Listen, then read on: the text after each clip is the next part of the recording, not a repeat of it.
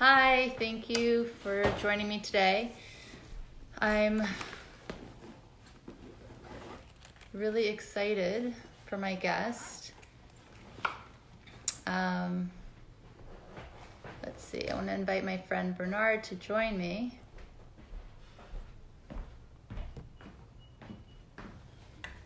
He's a great friend and has been a student at the Kabbalah Center for many years. This is always so distracting at the beginning, trying to think and make sure that I get connected here. Bernard, are you joining?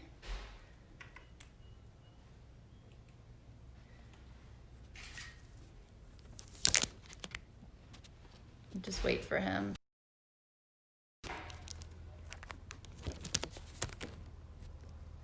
Anyway, he'll be on soon.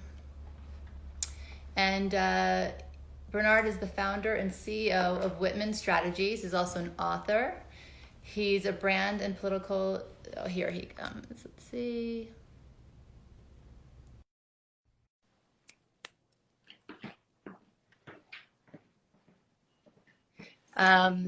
Political strategist. Hi, there you are. Hey, how you doing, Monica? I'm good. How are you? Great. It's so good to see you. You too. Your hair's gotten really long. Oh my God. Yes, apologies for my hair. COVID has wreaked havoc, although I had no idea I had this much hair, so I'm pretty blessed. I actually really like it. It's like usually without all this product, which I haven't been putting on, it's basically here, so I figured it would be good to see you, so I put it back a little bit. No, I really like it. It's a laid back look. I was just giving you an intro, and you've also, for over 25 years, you have directed leaders, political leaders, organizations, companies, advising them on how to really hear consumers and understand their brand and what the needs are. Can you elaborate on what you do? Because I'm fascinated by your work, especially what you're working on right now. So thank you, Monica. It's so good to be here. Really love you and love what you're doing. And I'm really honored to be able to share this time with you. So we use the power of public opinion to connect consumers to brands, activists to organizations, and voters to political leaders with the goal of really creating understanding through insight to achieve greater unity in the world. So we really are all about understanding what people are thinking, behaving, feeling, and trying to sort of connect that with organizations, institutions, and brands so we can actually achieve real results and change in the world. And I love that because I think very often in organizations or companies, there's a vision, they know what their purpose is, what their desire is, but to really understand what consumers want, what people want, especially in today's society, I think it's not always so easy to get that information. So, and with the work that you do, you have an added component of wanting to really connect the desires of both the giver and the receiver, right? Exactly. I mean, a lot of times I sit in rooms all the time with very well-meaning people at boardrooms across the country, in organizations around the world, trying to come up with ideas. And my first reaction is, let's bring the voice of the consumer into the conversation. Let's bring the voice of the people into the conversation. Let's bring the voice of the employee into the conversation. And my belief, honestly, Monica, and I've learned a lot of this through the center and through you and all the great teachers, that if we can just bring about a little bit more understanding, if people can listen to each other, hear what they're saying, take that into consideration, we can actually narrow the space. I mean, we happen to believe we see the world as you versus me, us versus them, this organization versus that organization. In truth, as we all know, we're just one. It's one unified soul. We're just one large organism, one large collective soul. So my belief is if we can use the power of insight and public opinion to create greater understanding, we can narrow that space that we perceive in our minds exists, narrow that space and create some more unity in the world. Well, what's also interesting is that I think that for each of us as individuals, we consider ourselves to be complex and nuanced, right? We understand that we are multi-layered and we take that into consideration. But when we look at other people in the world, we look at them as being simple, right? He looked at me this way, or that person did that, and it's because of this. When the truth is everybody is nuanced and complex. So I think with your work, you actually are able to show that and to express that, the voiceless in a way.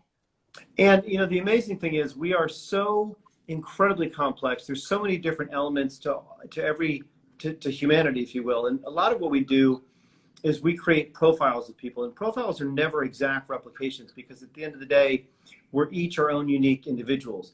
Having said that, we have a lot more in common than we think we do. And the old ways of marketing, the old ways of targeting, the old ways of trying to attract voters or activists or consumers are gone by the wayside. We used to sort of look at, middle-aged, young, black, white, gay, straight, upper income, lower income, high school degree, college degree, master's degree. The truth is we have so much more in common behaviorally than we do attitudinally or demographically. So, in the old days, people used to segment the world by age, for example. That would put people like Mick Jagger and the Pope in the same demographic group. They're a little different behaviorally. So we use a lot of behavioral analytics and technology and methodology to be able to sort of help organizations understand how to talk with large groups of people that may look on the surface quite different, but actually have very similar behaviors and interests. Exactly. And that's the secret to life, right? If you are able to understand that and fully embrace it, you really can't pass judgment, because you understand that there is so much more than what you see at face value. Exactly. So what I also want to discuss is this thing that you call the Great Rethink. And of course, I love the sexy title because I'm all about rethinking everything. My blog is rethinklife.today, and my new book is Rethink Love. And I love this idea that we need to challenge ourselves to rethink the things that we already think that we know, understand, and even perhaps have mastered. So tell us what this means to you. So, this is so incredibly exciting. And again, thanks for the opportunity to talk about it. So my company, Whitman Insight Strategies, about a month ago, embarked on something we're calling CSIP, which is the COVID Societal Impact Project, which is a series of surveys that's really designed to understand the impact that this event, the COVID pandemic, has had on our lives, our behavior, and our ways of thinking, with the goal to help explain a little bit about what we're seeing going on in the world, try to figure out what's going to happen next, and give people and organizations and companies the tools to make the best use of it. And when we did this a month ago, we had no idea. We already knew that the world had changed considerably. We had no idea that the world was going to change fundamentally again in the aftermath of that tragic murder of George Floyd that we all saw almost live on television, broadcast via that cell phone. And that we continue to see more and more stories like that. 100%, right? and it just keeps on happening. And what we found in the initial survey, I think, helps explain why, after dozens and hundreds and thousands of Black men and women, boys and girls have been murdered unfairly at the hands of the police, why suddenly everything changed in this moment. And that is because we're finding that this common experience, the shared experience that everybody around the world has been beset with, that is the lockdown, the job loss, the health scares, the loss of life, has caused everyone to stop, to pause, and to, in our language, to engage in the Great Rethink. Why do I say this? What is the Great Rethink? What is that all about? We found in the poll that 79%, that's 4 in 5 people. You can't get 4 in 5 people to agree on anything, but 4 in 5 people virtually said that this has exposed to them major cracks in American society and government. 2 in 3 people, 68%, said it's caused them to think about things in a new way, to think about their lives in a new way. Half of people, 52%, have said it's caused them to rethink pre-existing political views. So this presents us, Monica, with an extraordinary opportunity, and really it's incumbent upon us as human beings, as leaders, as individuals that feel like we have a stake in the world, to say, you know what? People want to change the world. People want to think differently. People want to act differently. People want to behave differently. They're open to new ways of thinking, new ways of believing, new ways of acting, which is why you're seeing people that never in a million years 2 weeks ago would have been talking about we need to end systemic racism, taking to the streets and demanding change. We have a time in this country, unlike I think anything we've seen, to actually really foster fundamental change. Well, what's amazing is I think that, for me, I can say I have never felt like I've been such a part of history making experience ever in my life, right? I think that what's happened now, as you said, COVID, on top of George Floyd and all of the protests, is that it's hit all of our compartments, right? It hit us where we're afraid. It hit us with our health, with job security, with every single aspect of our lives as Americans has actually been questioned now, right? Nothing feels certain, nothing feels safe, nothing feels secure. I think, like you said, that there's the great opportunity here to take advantage of this pause, of this moment that we have, to rethink how we want to participate as humans, period, right? In every aspect of our lives, whether it's in our homes, whether it's how we interact with strangers, and also the things that we stand up for and the things that we believe in. I think too often we assign other people to do those things for us. And I think now the people that we've assigned, we're starting to see cracks in that. And I think this is exactly the moment that organizations and individuals need to say, you know what, we have a chance to fundamentally do things in a different way. And I've heard it said many times, if we come out of this the same person, boy, have we missed an amazing opportunity. I mean, I think that all of us who have been cooped up, who have been locked up, who have been thrown off our schedules, we owe it to ourselves and the rest of society to say, I want to be a different person. And the question is, how do we do that? You know, Bernard, I think that that's how we should approach all of life. That's what I do with every challenge that comes. I always ask myself, what am I being asked to do and who am I being asked to become, right? That's in everything in life. I think that, again, in this moment for the entire world, it's become very clear, very painfully clear, that the only option is to push forward and to create real change. I think the issue when it comes to change, and I know you talk about this in your report also, is that I think everybody, for the most part, would say they want change right now and that they are optimistic about change, right? But they are skeptical about how change will occur. I want to hear your perspective, but I want to share that I think where we fall short as individuals is that we underestimate the power that each person has, both to create change within themselves and to influence change onto others.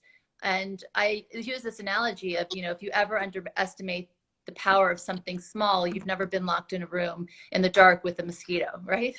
So what are your thoughts about that? I mean, I think actually we all have to think of ourselves as change agents. It's funny because not to get too astrologically introspective, but I'm a Taurus. And I always say I would make an amazing conservative if I weren't such a progressive because I hate change. Well, I call myself a change junkie, right? Well, and this is why I'm connected to you so much because, the truth is I think that I hate change, but actually I don't. I need it because for me, my natural state of being is to sit there very comfortable and not move. And it feels great for the moment, but the truth is, if you don't move, you atrophy, your body hurts, you ache, you feel like you fidgety, you want to get up and move around. And you become now is restless. the time, yeah, and now is the time that we actually have to activate that from the inside out. And I guess my question to you is, people come to you all the time desperately saying, I really want to change. So how do you equip them with the tools to actually do that? What's an easy sort of first step on the road to change? I think the easiest thing, honestly, I think when people start to, and especially if you're looking at something like systemic racism, right? Ending it. That's like a big, big thing to accomplish. And so we tend to think, oh my God, that's so big. Can I really impact such a great change? So you want to start with focusing on actually what's not working instead of what it is that you want to create, right? So if you start to think about the things that are not working, we can stop doing those things. And then you'll come up with creative things that do work. So for instance, just as an example, and I did this, I actually applied this. I was asked and called into many meetings that lasted many hours. I don't think well in rooms that are without air conditioned, dark rooms, fluorescent lighting. I just don't, I shut down. And I wasn't very, I didn't have a lot to offer in that way. So I realized that I could take meetings while I'm walking outside. Those meetings could last 10 minutes and you could be more effective actually to coming to a solution. So I identified what didn't work for me in order to find what does. That's the first thing. The second is, as much as people crave change and it's our constant companion in life, they also are afraid of change because it's unknown and we like comfort, as you just said. So when you embrace change, you have to start looking at it this way, that it's the only constant, and you can direct the future based on directing your consciousness. So I think far too often people think that, I've worked so hard to achieve all the things that I have. I've worked so hard to accumulate all of this. I don't want anything to change. I'm going to hold on tight, but then they feel unhappy. I'm saying let go of that and fully embrace the reality and the universal truth that we never really know what's going to happen minute to minute. And that's what's happened in the last 4 to 6 months, right? The unthinkable has happened. And again, a lot of people are embracing that with fear. I'm saying, no, what you want to do is say, okay, I realize now in this moment that I never really know what's going to be. I have a plan, I have a goal, I have a desire, but I want to be flexible. So every day, every hour, check in with yourself.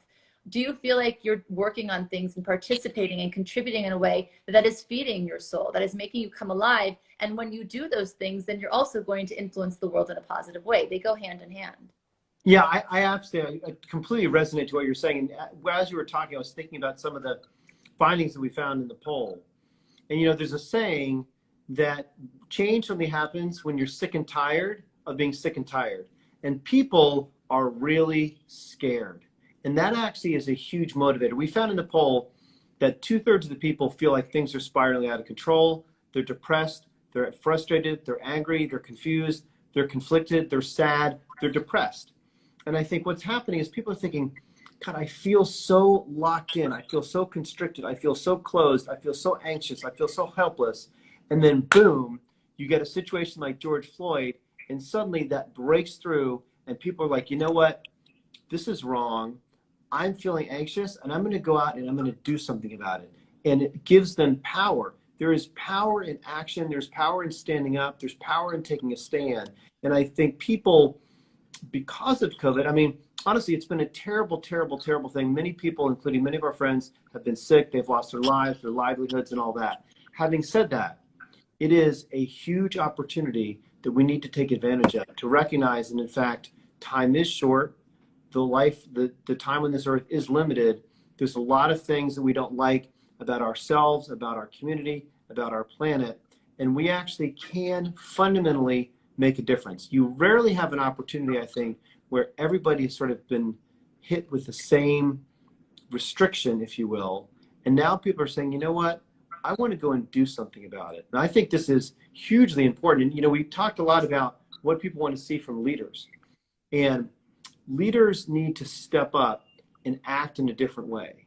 People are tired of the brash, bold, go it alone, I got this, my way or the highway, Lone Ranger. That is out. It's not working. What's in? Well, I never thought that was effective leadership anyway. Well, it's clearly some people in certain areas of the country and certain occupants of the White House feel that way. But what is in? Collaboration, transparency, honesty, truth, accountability, responsibility, caring. What do these things have in common? A lot of them are traditionally associated with feminine leadership qualities. And I think we're going to see a massive rise in female leadership and feminine type leadership. The idea of bringing people together through collaboration, being honest, being transparent, being willing to stand up and say, you know what, I was wrong, I can change, I can do differently. That's what people want to hear. And people want to hear from companies and organizations, not just what they stand for, not just what they've done, not just what, oh, back in the day, we did this. It's, what am I doing today? How am I, not just what my values are, how am I living my values? How am I actually giving credence to those words that are in a mission statement somewhere? How are we actually making a difference in the community? People want real. Real is finally back in. Well, that's the thing, right? I think that we all want this, but people rarely verbalize this or vocalize it. I certainly try to live like that, and the people that I surround myself with are in that way as well. I think that the key here, what's really important, is that if we make a commitment and recommit every single day, not just now. I've heard from some people, by the way, they can't wait till things go back to normal. And I actually stop everything and I get on the phone and have a serious conversation with them, because what does that even mean? You know, I don't believe in things staying the same. I believe we should always, even just for ourselves, I want to be so different tomorrow than who I am today that the version of me today is unrecognizable. And I know that's extreme, but that's what I do every day. And in 5 years, 10 years from now, you know, I remember Monica from 15 years ago, and she's a different person. I would make very different choices, and I don't regret anything that I've done, but I just feel more strong and more within my voice and grounded. And I think that that's what you're saying. I think if every single person just commits to that one idea of tomorrow, I want to be fundamentally a different person, somebody who's more aware, more conscious, because from that place, you're really going to create unity yourself in whatever cluster you're in. And then that reverberates to the rest of the world. I think that that's the formula. And I think people are, finally ready for something like this. And it really is incumbent. I mean, we have to sort of start with ourselves. And, you know, for me, I start my day with movement. People talk about how the body doesn't lie. So if I start my day with exercise, with stretching, with yoga, with moving around, that sort of sets my intention. That immediately sets you up to be a little bit different than you were the day before. If you actually are moving your body, you begin the day with movement, you actually are changing how your body is on a day-by-day basis. So if you could change how your body is, even just a little bit, that's going to allow you to change how your mind is. If you can change how your mind is, then you can actually start communicating differently, which is going to help change how other people are. Well, everything is body, mind, and spirit. I move my body every morning. Also, I exercise 2 hours every single morning. And it's the only way that I start to feel really clear. And really, it's like my form of meditation. The more my body is moving, the more still and quiet my mind becomes. So you can't just focus on the spiritual aspect. You can't just focus on the mental aspect. It can't just be on the physical. You actually need all of those three things to work together. And when I read one of your slides, I thought it was really interesting. It was slide 5. And it said, these numbers are really scary. And I bring this up because this is the psychology of most of America right now, based on your findings. 69% of people think life is getting harder, right? 67% feel sad. 63% feel afraid. 58% feel angry. 60% feel depressed. And 60% feel like things are spiraling out of control. So when I read this, I'm thinking, the message we really need to get out there is what is in your control, right? You can't control what's going to happen. You can't control when we're going to be able to come out and life will resume as it was. We can't tell the future, but you can control how you feel about the reality that you're living in. You can control your perspective, right? And you can, like you and I, let's say we have the same thing going on. You might view it one way and I might view it another way. And for you, it might be really upsetting. And for me, I might be like, wow, this is an opportunity. So, and a lot of, yeah. No, I was just going to say, a lot of us are, we feel trapped. We feel trapped inside of our homes, our apartments. We feel trapped inside of our brain, inside of our mind. So one of the tools and techniques that I actually started to use early on was reaching out. For me, it's actually, I find it very, very difficult to pick up the phone and call someone. It's something, I mean, I just being on the phone, I don't want to do it. I didn't know that about you, really? No, it's just like, can I just send a text? I said, you know what? I'm going to reach out to a certain number of people every single day, because that gets you out of your head and activates you, and it starts allowing you, I should say me, to personalize it, to actually be an agent for change, to maybe say a kind word, check in with someone, be there for someone. And suddenly you're not thinking just about yourself, you're thinking about other people. How can you make change? And the truth is, how do we make change? People want to make political change. It starts with talking one-on-one with individuals, and suddenly movements happen. That is really how I think we can spread this message and get out from this sort of blanket of fear, of uncertainty, of sadness, of anxiety that you were just talking about, and actually connect with people on a real human level. It makes a massive difference. And suddenly, after reaching out, I found, for me, I feel much better.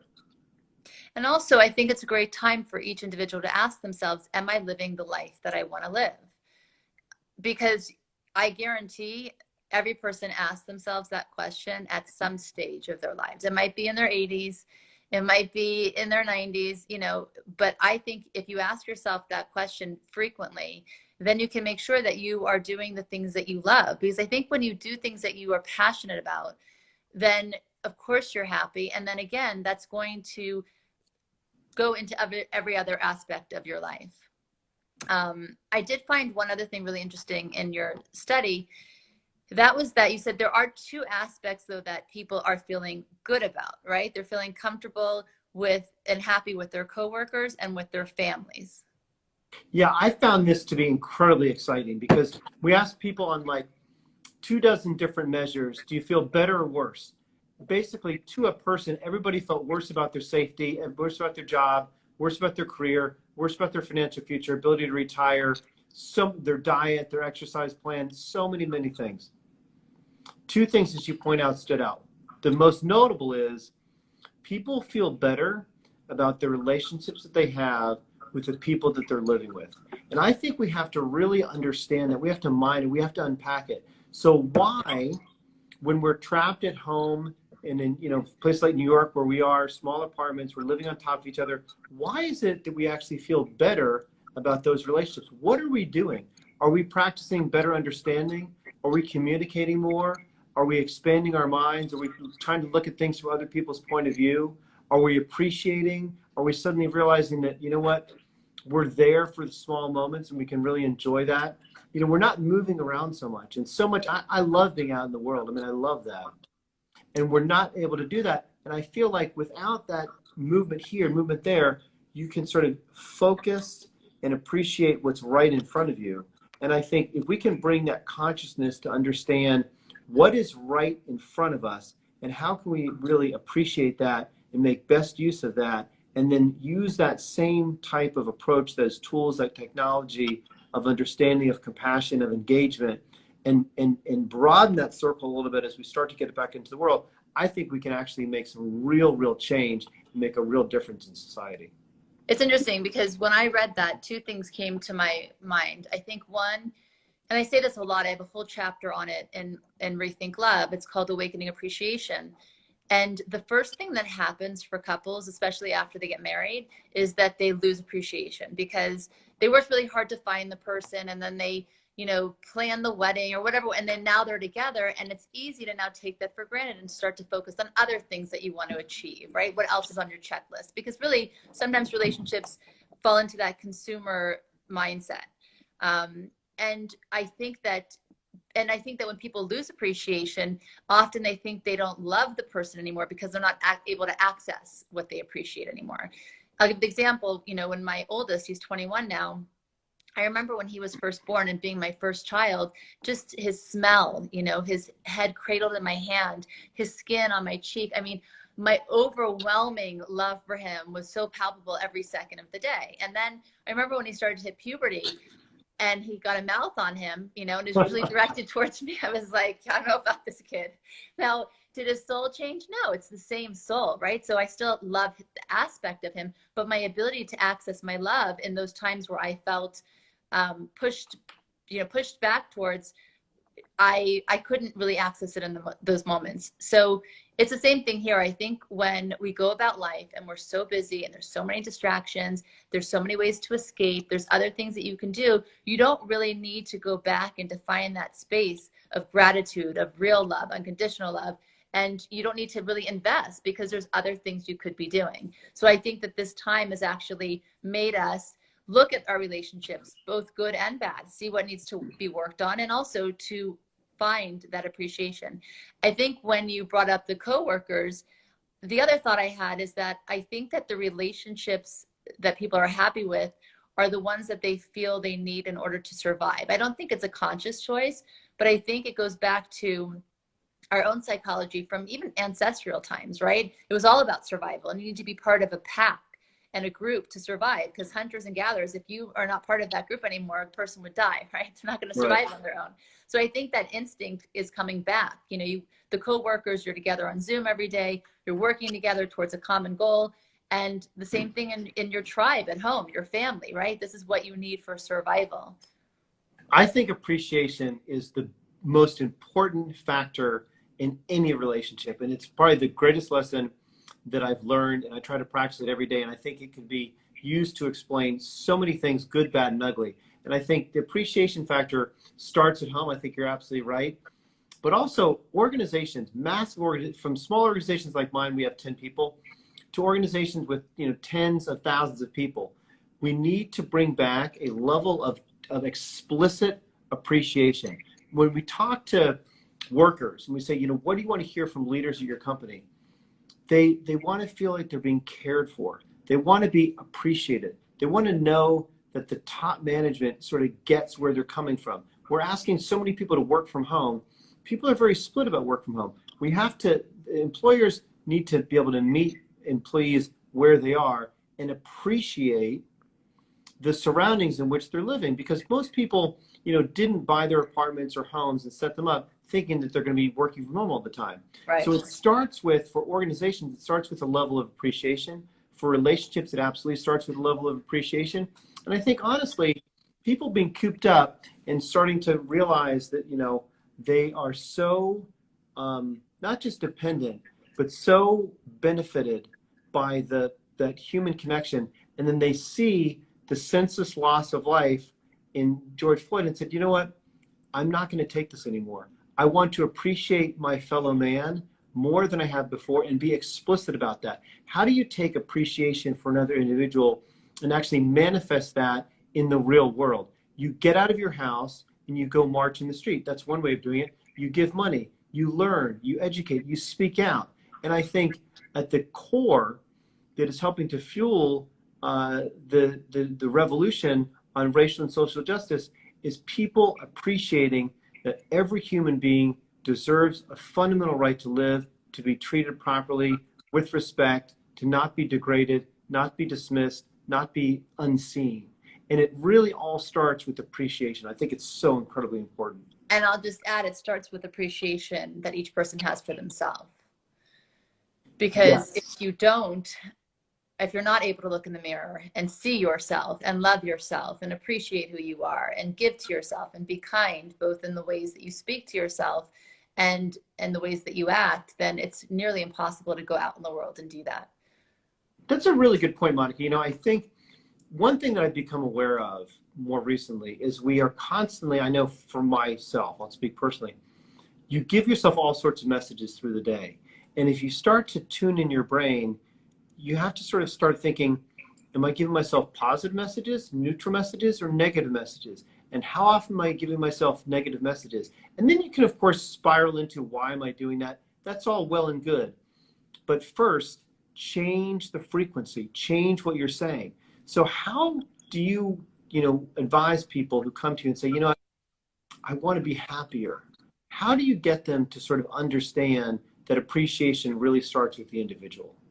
Well, it's interesting because, and I'm not plugging my book. It's just that I just came out with it. And the first 8 chapters really are about the relationship you have with yourself. And I have lived and done every single tool that I give you in those first 8 chapters, and they work. And I came to this when I recovered from anorexia, because I don't think there is a lower form of lack of self-love than really trying to starve yourself to death, right? Like, you just don't do that. It was such a lack of care that I couldn't even feed myself. Mm-hmm. So to recover from that and become such a different person, and again, that Monica then had no voice, had a lot of negative belief systems, a lot of negative thoughts and internal dialogue. And it starts with really knowing this truth, because I think, again, people don't work on things because they don't see them as urgent. And I think that once you identify something that's not working for you, first you identify it, and then there has to be an action step that is immediate and urgent, because that's how change is also started, and that's how it's continual. So you have to identify really what relationship do you have with yourself. It's the longest you'll ever have. It's the one that you start with. It's the one that you end with. And it's the one that dictates how all of your other relationships will be. So I think that identify it, and what you need to start doing is quieting the negative noise. You can acknowledge it, but far too often people become their emotions. Mm-hmm. I feel ugly, I feel stupid, I feel fat, I am ugly, I am stupid, I am fat, right? It was just, then that's just who you are, and that's what you wear. I think when you identify that, you right away have to say, so for instance, and I think a lot of women, a lot of young girls especially, come to me and say, you know, they have a lot of body issues and the way they see themselves. And you have to change it immediately. Like, I am healthy, my body's strong. I'm so grateful and appreciative that it shows up for me when I wake up every morning and that I'm able to do the things that I enjoy doing. It has to be like a complete opposite. And you say those affirmations, and one by one, that positive voice will become louder and louder and louder, especially when you act on it. And the one that's negative becomes lower and lower until it becomes inaudible, and eventually it's not there anymore. You know, I mean, it is a bit of a cliche, but it's a cliche for a reason. If you can't love yourself, you can't love anyone else. And I'm sort of listening to what you're saying, and I'm imagining, I'm sort of thinking about a particular finding that we had in the poll. 4 in 5 people, 81%, believe in what Barack Obama said, that this can be a turning point in our nation's long struggle with racial equality. 81% believe that, so there's some optimism. 12% think a lot of change is going to happen. So how do you bridge that gulf? How do you actually become the change that you want? And what I hear you're saying, Monica, is that you can only become the change that you want to be. You can only effectuate change in the world. You can only manifest change in other people that we all agree is so desperately needed if you're willing to first change how you look at yourself, embrace yourself and love yourself. And then it starts with changing your relationship to yourself, and then you can help change other people's relationships with broader society. 1,000%, because I think people that are skeptical, like, oh yeah, that's never going to happen, because they're probably looking around their life in their living room, looking at themselves and like not happy with the state that they're finding themselves in. They're not living the life they want. And that voice, whether it's loud or small, is saying, you know, nothing's going to change. Look at your life. Nothing ever changes for you, right? So if you're not happy in your space and you're not effectively creating change in your life, then looking out in the world where the problems seem much, much bigger, and they've been going on for much longer, it would seem almost impossible that it could ever happen. So yes, it's always going to start within. And again, it is a cliche. We all say that, but I think we're breaking it down for people because it really can happen. I know it can happen. I was not a change junkie. I'm a Virgo. I like, you know, an organizer. I like an eraser. I like a pencil. I like a planner. But, and there's parts of me that still likes organization for sure. But as much as I like that, I am happiest and most liberated and feel most free when I'm just flexible and I lean into the uncertainty of life. You know, I think I'm going to sort of take a flip on what we often see. And that is, you know, 2/3 of people are saying to people like me, pollsters like me, that they think the country's going in the wrong direction. So if 2/3 of people think things are going in the wrong direction, it sounds like from what you're saying, the first thing we should do is take that mirror that we have looking outside, turn it on ourselves and saying, am I headed in the right direction? And if I feel like I'm a little off, let's sort of recalibrate internally in my heart, in my mind, in my soul, and then I can go out into the world and help be the change that we all agree is so desperately needed. Yes, from a healthy and whole space, for sure. I have enjoyed this so much. This has been so much fun. Thank you so much for inviting me. It's great. Your face and your smile. It's great. Always. I love talking to you. I could talk to you for hours. And I hope to finally be able to hug you very, very soon and see you in person. I miss you terribly. Me too. I miss you too. Thank you so much. Thanks, Monica. Bye. Bye.